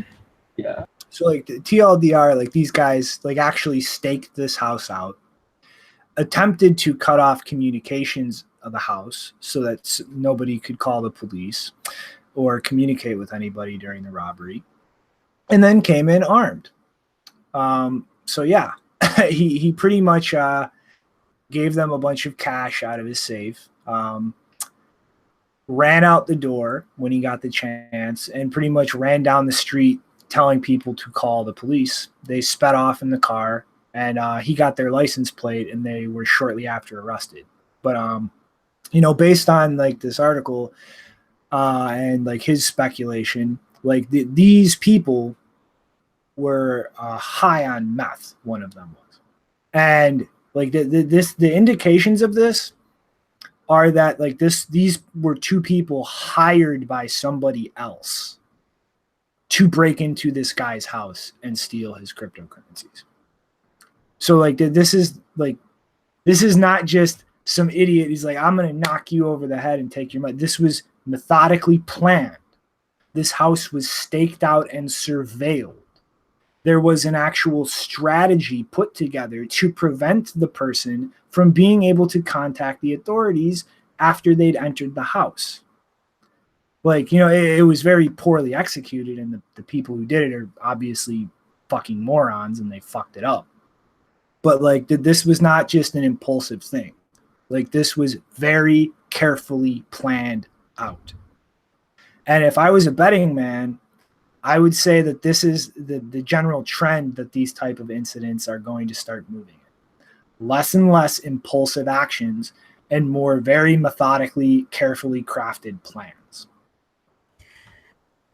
Yeah, this is pretty, carefully, methodically, but not so much. I mean, like you're saying, one of the guys was on meth, and I'm sure, the other two guys weren't, or whoever else was there wasn't really that great of a character. I'm sure it was kind of like somebody who was buying from him through local Bitcoins had an interest in doing this, but it was like, yeah, they're going to pawn it off to someone else. Like, I really do fear like the one where we do see the very planned out, methodical, Mission Impossible, type theft where, people are very much not just methodically trying to plan it out, but also like methodically studying the tech and all that.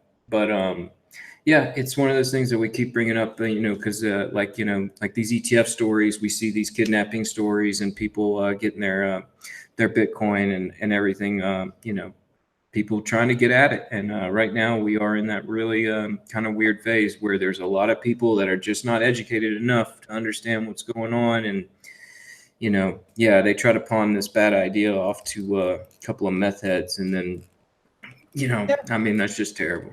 But that's not going to stay that way. Here, like I'm going to just craft a plan out of my ass. I will after I find out you hold a lot of crypto, I'm going to show up out in front of your house. And I might not even pull up in front of your house. I might set up a camera in front of your house hidden somewhere. And I'm going to watch your house for a month. I'm going to look at the average times that you leave from work, how frequently it's at the exact same time. And one day I'm going to walk up to your front door within minutes of when you're supposed to be walking out of the house. And I'm just going to be standing there with a gun when you open the door. You're going to open the door for me. I'm going to push you right back into your house with a gun pointed at you from the second the encounter starts. And you're going to give me your money or I'm going to shoot you in the head.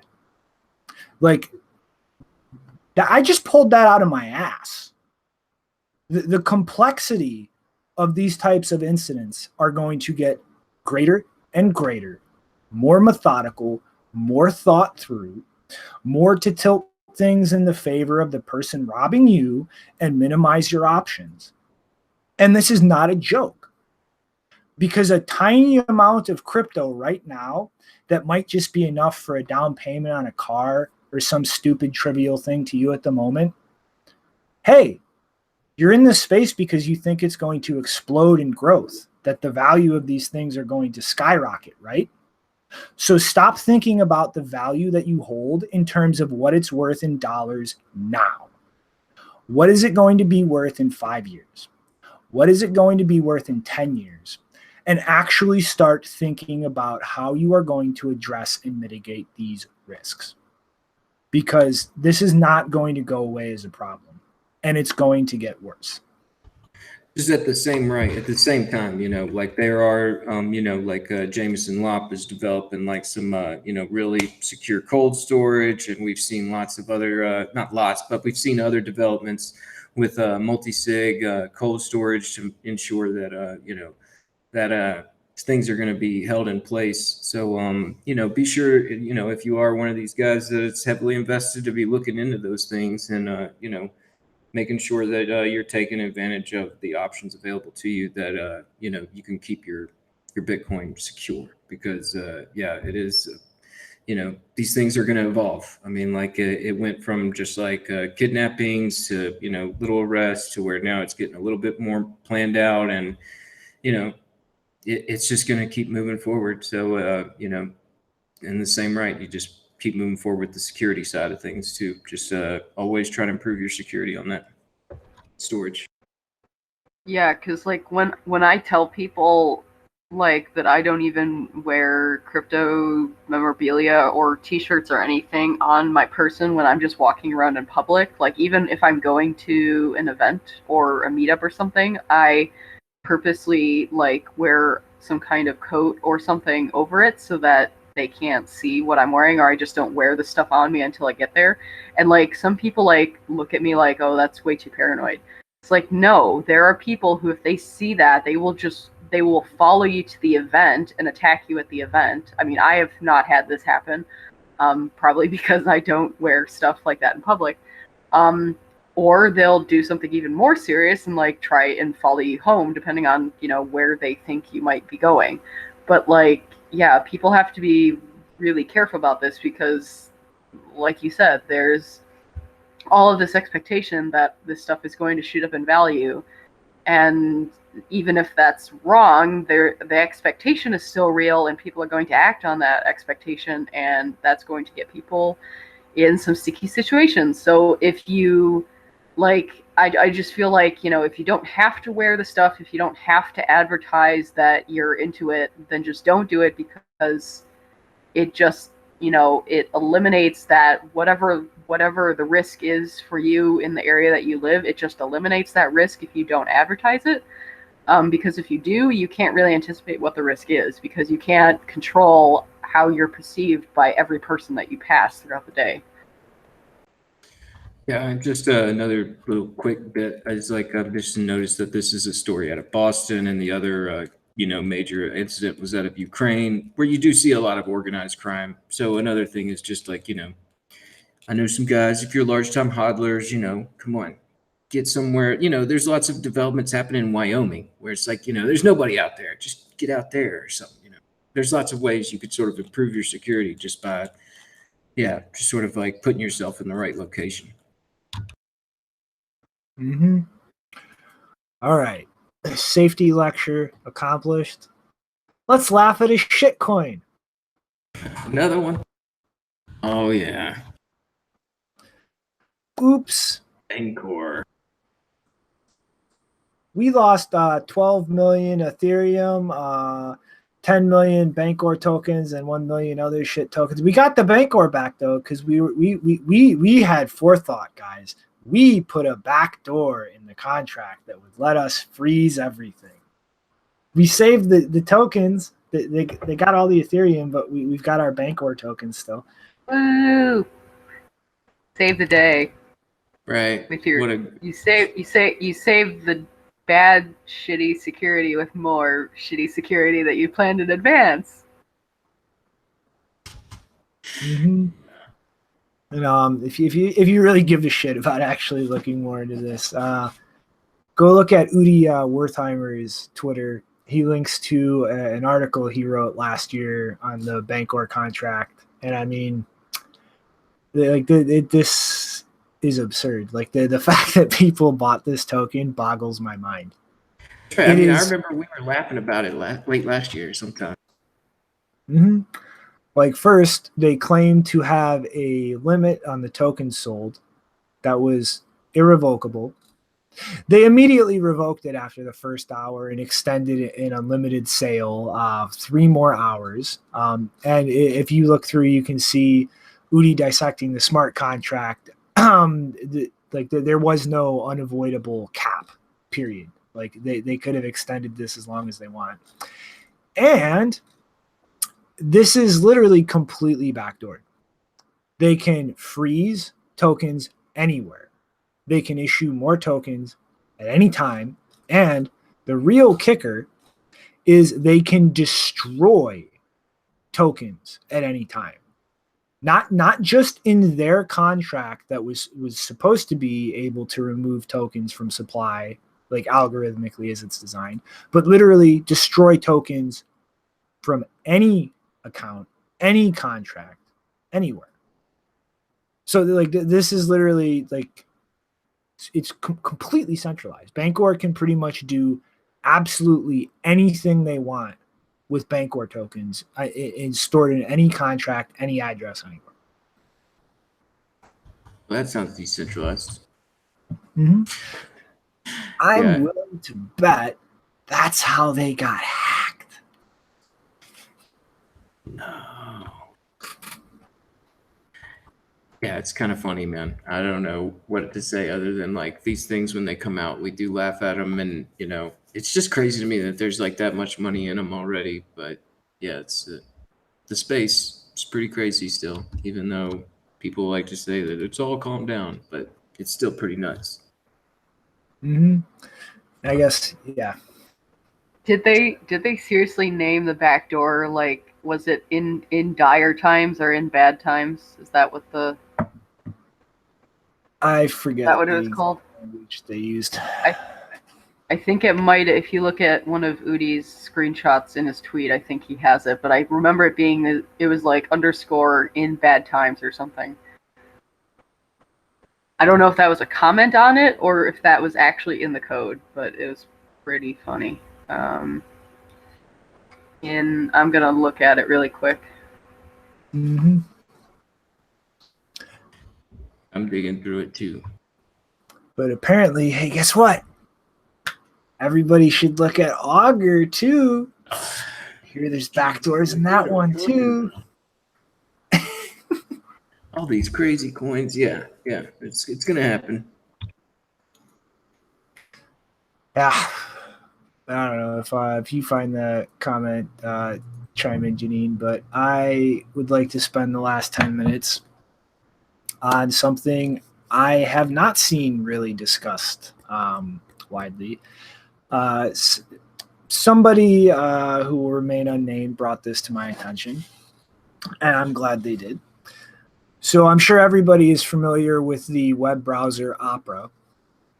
Well, they pretty much split the company into 2 separate companies at this point. Motella, which is kind of operating an advertising business. And then the actual Opera company, which is in charge of the web browser, whose revenue is pretty much just it's coming from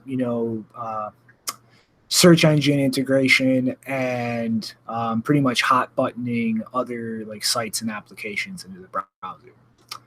But they're doing a IPO that they filed recently with the SEC. And before I go into the big surprise reveal, they're also working on an Opera News product, which is going to be using deep learning algorithms to tailor news to the specific individual using the news service. And what do we find when we look at the filing with the SEC? Oh, Bitmain's investing in them. Interesting. 50 million. Very interesting. What's Bitmain's other core business model besides crypto mining ASICs? Oh, it's deep learning ASICs. So here is an actual concrete move we can see with them in this department of their business operations. They are investing in a browser competitor with Firefox and Chrome that is trying to develop this new news service dependent on deep learning algorithms to kind of, I'm assuming, differentiate themselves.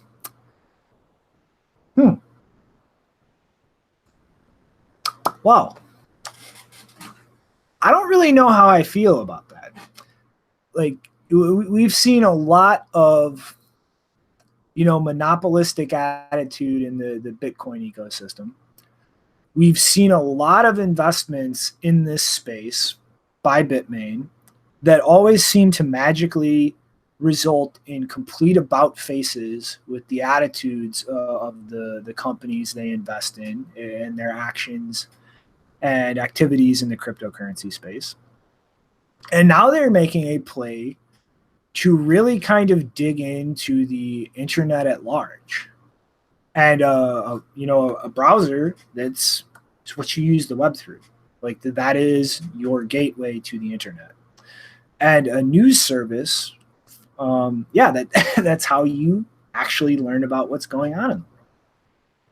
And like this, like I've said this a few times, but I do not like Bitmain, and not just because of what they're doing in the cryptocurrency space, but because what they're doing in general with this deep learning ASIC application. And again, my thoughts on how that will probably tie into relationships with the Chinese government in the long term. They're really kind of expanding or trying to, in the long term, expand their activities far beyond the cryptocurrency ecosystem.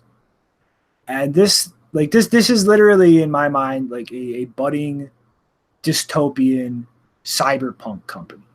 Like this is one of those companies in dystopian science fiction novels that is the giant evil corporate conglomerate that is completely irresponsible, completely reckless in their actions, and overall just a very negative entity in terms of interacting with the world around them. And now we can actually see a very concrete move in expanding outside of the cryptocurrency ecosystem. Yeah, man. Bitmain is like, it's funny. I was actually looking for what was the company in 1984 as you were reading all this, because it does feel like they're trying to be that, like in this Wikipedia, I'm seeing like they were, it's a ministry of truth. They try to put out the truth and try to, just like control the masses through information and the way that's received. And I mean, it is kind of a big thing where, Bitmain started off as just an ASIC company for Bitcoin. And, they talked about moving into deep learning. And we've definitely seen, some moves out of them where it's like they look like they're trying to move into that. And, a browser with search engines and people using it and seeing where they're searching and how exactly they're moving around on the internet is something that I could see help them develop that. And yeah, I mean, like even their thing with China, where it was just like, it feels more like they're working with China to try and keep Bitcoin out of the country and something easier that they could monitor. And it does feel dystopian whenever you start to see a company with this much influence and just funding from Bitcoin and crypto and they're making these moves into these other areas where it's like Bitcoin and crypto have been trying to route around this stuff, and now you're just like moving headlong in that direction. It's one of those things where it's like always been like the back of my mind that Jahan was sort of like tapped by the Chinese government or something, where they're like, look, this guy, let's get him, let's get this thing moving in a direction where we can control it. That's sort of my own conspiracy theory and tinfoil hat there. But I mean, like, I don't think you're wrong, Rick. I mean, Rad Vladdy brought this up in the chat before I could get this last part out. Opera's adding a crypto wallet to their browser, their mobile browser. They're literally building it into that. And, wait, Shinobi. This article is written by my arch nemesis. I need to get this out. It is. Here's the important thing to keep in mind here that ties all of this together. A light wallet that is not querying your own full node is leaking all of your fucking information. Your spending habits, now perfectly tied into all of the sites you're visiting, all of your addresses, your balances, your net worth, and tie that back into this news service, which is running on deep learning algorithms, which I guarantee you Bitmain is going to try to use as a plug to sell their ASICs. Hey, that is a gigantic data set on the financial activity of every person using this wallet built into the Opera browser, tied right next to all of your internet activity, getting thrown right back into a giant data analysis system. Think about that. Definitely gives you a lot of information. Well, John Biggs did not think about that because he's just a shill or whatever VC pays him the most. Mm-hmm. Right. But I mean, seriously, look at all of these pieces. The browser itself, the wallet built into the browser, this news service, which is going to be data crunching all of your activity to tailor news to you, and how Bitmain ties into this. You plug all of these things together, and this is literally a gigantic fucking surveillance system. Yeah, I mean, like on that, I don't know if that's like an actual demo of the SPV wallet, but it's got Ethereum on there and some crypto kitties. But I mean, like it is, I kind of worry about it the most just because like I know that the whole of those markets is like, yeah, but China is like super inflated as well. And I just kind of worry about what the hell kind of thing can happen as far as like, the way these markets shake out and who controls what. And, maybe in, areas of the West, they're using what is, more predominant in China than they are in the United States. And maybe the United States isn't so united anymore. I get to worrying about things like that, where, this guy's already got, companies filed in Washington and working with miners in British Columbia. It's like, they're moving out, they're expanding, not just in the software space and where they're going and monitoring and developing ASICs, but also just geographical space and stepping on different lands and, talking to different regulators and really just, moving headlong in that position that sort of runs in line with the way that the current system kind of wants to monitor things. And that's, that's no reason why we were here. So it's, it's upsetting and, really going to have to keep our eye on this and see what they're doing. I mean, it's in my mind, it's crystal clear what they're doing. Opera has been taking a lot of investment from Chinese companies, including Bitmain. They're building out this news service. They're integrating a crypto wallet, which it's going to be SPV, into the browser itself, and plugging this into data mining. Like, this is attempting to create an entirely crafted, like, you know, that, like, at least I'm not aware of any real browser or like gateway software in China that is predominantly Chinese produced or Chinese influenced. This is creating a fully comprehensive gateway through which you will interact with the internet, including all of your financial activity. And just like, this is a fucking surveillance system. This is trying to turn the entire gateway with which you interact with information and finances on the internet into a gigantic fucking surveillance system automated through deep learning, which Bitmain is providing the fucking hardware to do all the information crunching.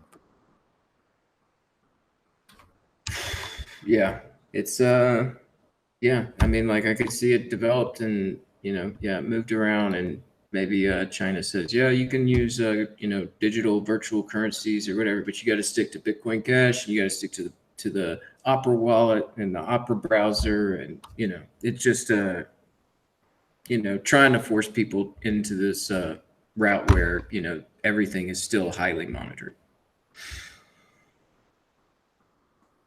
So, I mean, like, what can we do about it? I have no fucking clue. But, like, this is something that everybody in this space needs to be aware of.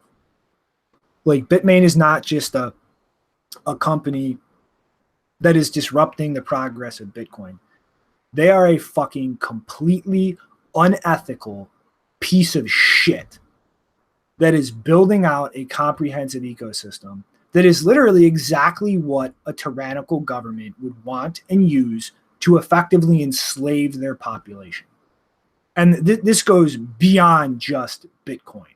This is an issue for the world in general, and how the world's interaction with the internet and digital technologies evolves in general. Yeah, it's like he's developing the handcuffs and chains for whenever, you know, Bitcoinization, you know, whenever there really is that turnover, you know, it's like that he's already going to have everything developed to where, you know, yeah, you just follow this direction.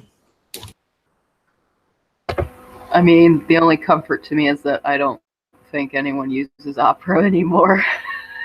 Yeah, that's like when, like, yeah, it is like a little bit of comforting knowing that people don't use it, but I can see it like where it's developed and then pumped, and people are like, you know, in China they're like forced to use certain search engines and, you know, stay on certain websites. So I could see it, you know, where, you know, this tool that's been developed by Bitmain is like, once this things happens, it's like you'll see free financial markets and not free financial markets, and it's like the not free ones will be using tools developed by Bitmain. But yeah, it's like, I don't know, there's no solutions that seem evident to me, but this is a very big problem that, like, we should not ignore, and we should actually attempt to address publicly. Like, this, you know, like I said, this, like, the only reason I'm even aware of this is because somebody else brought this to my attention. Like, from my point of view, this is completely slipped by unnoticed. All of these pieces are disconnected, and I don't think really anybody is really aware of how all of these pieces put together. Like, this is something that actually needs to be talked about loudly and frequently, and not just drop into the fucking backlog of the news cycle and forgotten. Yeah, I agree with you on that. I mean, like, we should stay on top of it. I mean, like, you know, we got these guys in Washington, and it's like, do you guys know what they're doing? Because, I mean, I know Washington likes to, Washington's part of that whole Pacific Northwest where it's very much a independent lifestyle. And, you know, if they really knew, I guess, what Bitmain was developing, I don't know if they'd be quite so friendly to them. I don't know, but, you know, on that note, I think I'm really out of things to say except fuck Bitmain, fuck Bitmain, fuck Bitmain. But tomorrow at normal show start time, we're going to be doing a special edition of the digest with Jonathan Bertrand from Decentral up in Canada to talk about kind of some of the things Bitmain is doing up there in the general mining ecosystem. So I hope everybody tunes in and watches that tomorrow. And I guess on that note, you can hear much more of my bitching about Bitmain tomorrow. Let's slide into the final thoughts. Well, before we do that, I did actually manage to find that backdoor. It actually wasn't in Bancor, it was in Augur. So if you want to bring up the GitHub link that I put in the chat.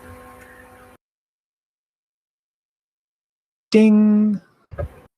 Yeah, so they call it they call it only in bad times, and it's really funny because the thread that was in, someone from Augur actually responded and said, "This is just the escape hatch, which is in the docs and has always been public. Nothing new or secret. It'll be removed once the contracts prove to be secure.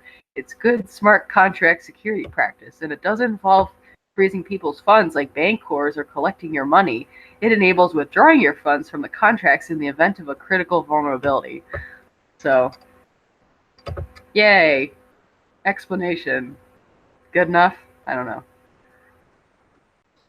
All right, final thought time. Come on, Janine, give me some thoughts to load. I'm kind of in a state of shock that there weren't any in the buffer. Let's see. Alrighty, incoming thought.